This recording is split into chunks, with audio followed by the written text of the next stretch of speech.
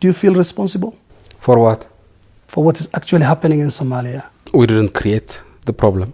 We responded to a problem that was already created. Your opponents accuse you of taking Ethiopia to war in Somalia unilaterally and for your own political gains.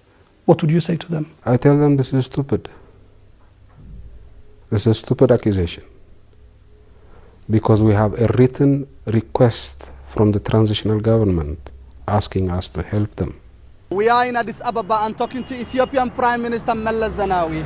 Late last year, he sent his troops to Somalia to help the government there. What was supposed to be a quick operation continues to drag on, and Ethiopian forces are today involved in what some describe as a civil war, and they are not done yet. Somalia remains in chaos. Now, moving on to Somalia, Mr. Prime Minister, the security and humanitarian situation there is deteriorating by the day. Thousands have been displaced, and hundreds, including your forces, have been killed. Do you feel responsible? For what? For what is actually happening in Somalia? We didn't create the problem. We responded to a problem that was already created by terrorists. We responded at the explicit request of internationally recognized government, and we responded after the provocation of a repeated declaration of jihad against us. Now, we naturally regret the fact that the humanitarian situation in Mogadishu, and I separate Mogadishu and Somalia, they are not the same thing. Mogadishu is the capital of Somalia, but it's not the sum total of Somalia. 9 months ago, that you would be taking out your troops in a matter of weeks. It's now a year since your troops went into Somalia. How long more will they stay there? I'm not sure, because you see, my expectation was that the African Union would send peacekeeping troops to replace our troops. The African Union has tried its very best, but doesn't have the money.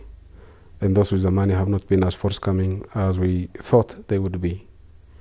And so, if we withdraw now, we would be creating a vacuum. And that would be horrendous in terms of security and humanitarian situation in Mogadishu. What we see now would be a picnic compared to what would happen if we were to withdraw in a precipitate manner. So while we would wish to withdraw, we would not wish to do so in an irresponsible fashion. The options are either for the Somalis to take care of their own problems, which means we have to build their security capability, or the African Union will have to take care of the problem. You've recently been quoted as saying that you wanted to be relieved of the burden Somalia is to Ethiopia. Why are you feeling the pressure now? Well, first of all, keeping Ethiopian troops in Somalia in and of itself is something that I do not wish to do under any circumstance. I would not want to have Ethiopian troops in any of the neighboring countries. That's not where they were supposed to be. We were forced by circumstances to send our troops. But the intention should be to withdraw at the earliest possible moment as a matter of principle. That should be the policy. And so that is one of the primary reasons. Secondly, we have covered the cost of our troop deployment in Mogadishu and Somalia from the very first day. Not a single cent of assistance has been given to us by anybody to cover the cost that we are incurring in Somalia. Now, Ethiopia is a poor country. While we have to support our cousins in Somalia, there is a limit to what we can do. So because of this, we want to withdraw our troops at the earliest moment. We want to be relieved of the burden, either by the Somalis themselves or by somebody else. Are you giving any deadlines? I have given estimates of the time that would be appropriate for us to withdraw from Somalia. I've been wrong in the past.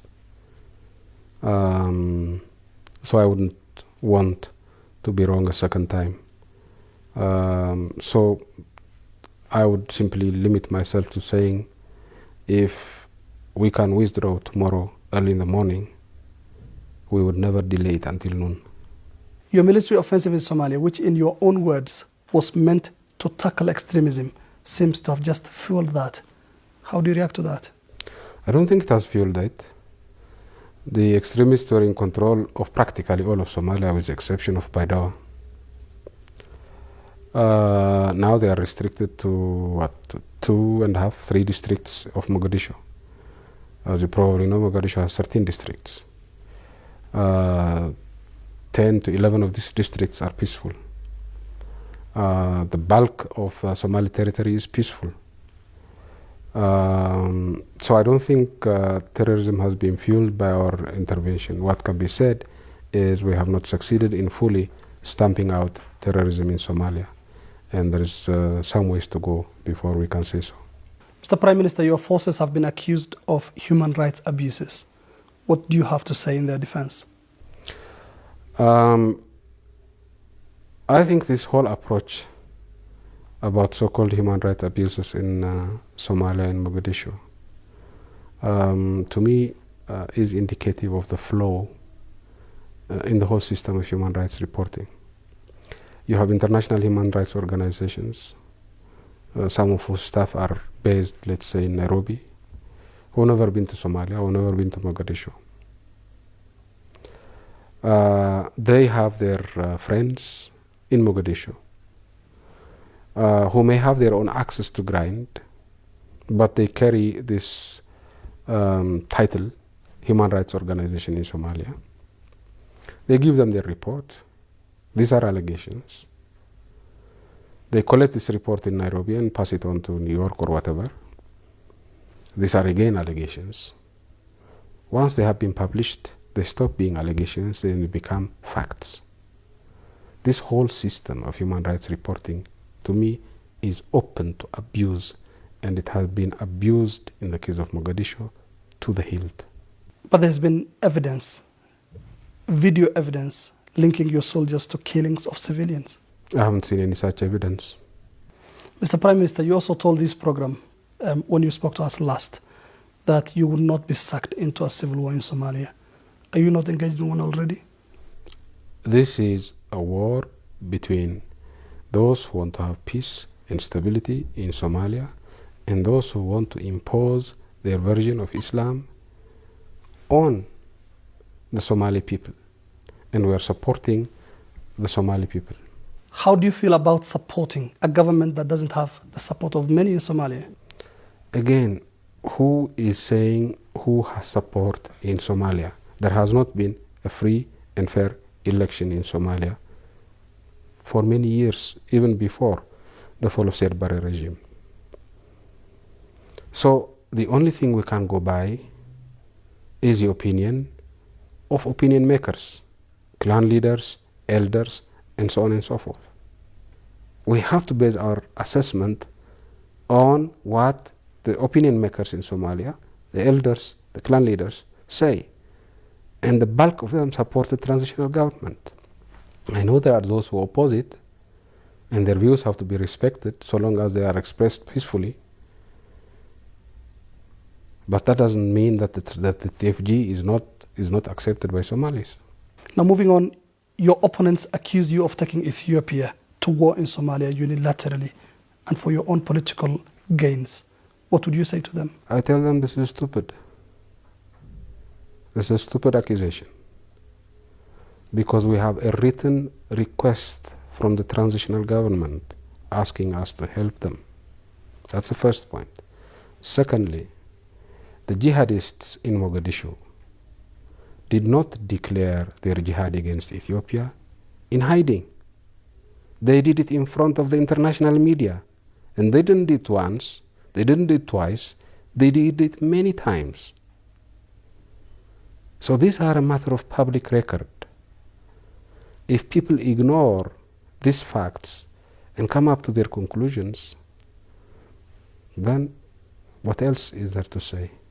You have often been hailed as belonging to a crop of young and progressive African leaders. Today your forces are fighting in Somalia. They're also fighting rebels within your country and might be even fighting very soon conflict with Eritrea. Is this what you want to be remembered for? Well, let's separate the issues. far as Eritrea is concerned, as I told you earlier on, I don't think there's going to be war between Eritrea and Ethiopia. And I'm sure that there won't be any war initiated by Ethiopia.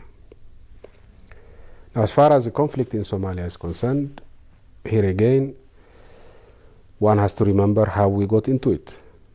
The internationally recognized government of Somalia, in a written invitation sent to Ethiopia, asked for our assistance. The African Union tried its best to send peacekeepers to Somalia. It didn't succeed. Didn't succeed because those who have the money have not provided the money for the African Union to send peacekeeping troops. So I don't think the fact that there are these conflicts is something that anybody can be proud of. But we are living in a real world. And in a real world, you are sometimes forced to do things that you detest. Are you contemplating to step down as Prime Minister anytime soon? Yeah, I've said in the past that I expect this term to be my final term as a Prime Minister. And what would you do in your retirement? I have not planned that far out into the future, but I'm sure I'll be around in Ethiopia. I would be in a position to do things that I would have liked to do, but I've not had the time to do in the past. I have a lot of hobbies. I'll probably pick up one or two of those hobbies.